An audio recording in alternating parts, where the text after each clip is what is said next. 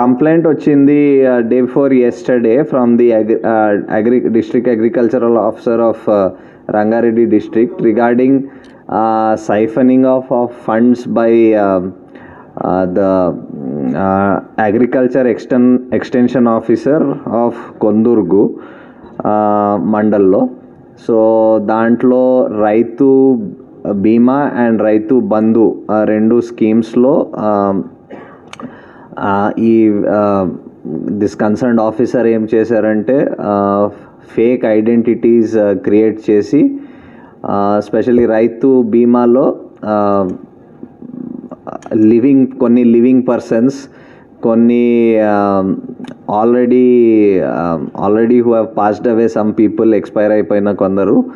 వాళ్ళ identities create చేసి enrol చేయించుకొని రైతు బీమాలో then after few days or months వాళ్ళకి మళ్ళీ ఒక ఫేక్ డెత్ సర్టిఫికేట్ క్రియేట్ చేసి అప్లోడ్ చేసి ఆ బీమా అకౌంట్, రైతు బీమా వచ్చిన అకౌంట్స్ కోసం, ఫండ్స్ కోసం సెపరేట్ అకౌంట్స్, ఆయన కంప్లీస్ కలిసి సెపరేట్ అకౌంట్స్ క్రియేట్ చేసి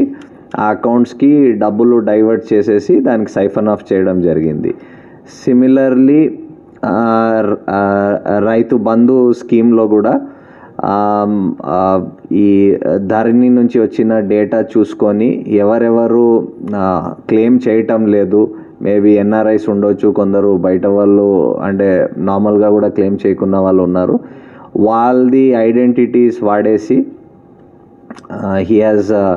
ఇన్సర్టెడ్ అగైన్ ఈ బ్యాంక్ అకౌంట్స్, ఆయన సొంత బ్యాంక్ అకౌంట్స్ అండ్ వాళ్ళ అకంప్లీస్ బ్యాంక్ అకౌంట్స్ పెట్టేసి అవి డబ్బులు క్లెయిమ్ చేసుకోవడం జరిగింది. So రఫ్లీ about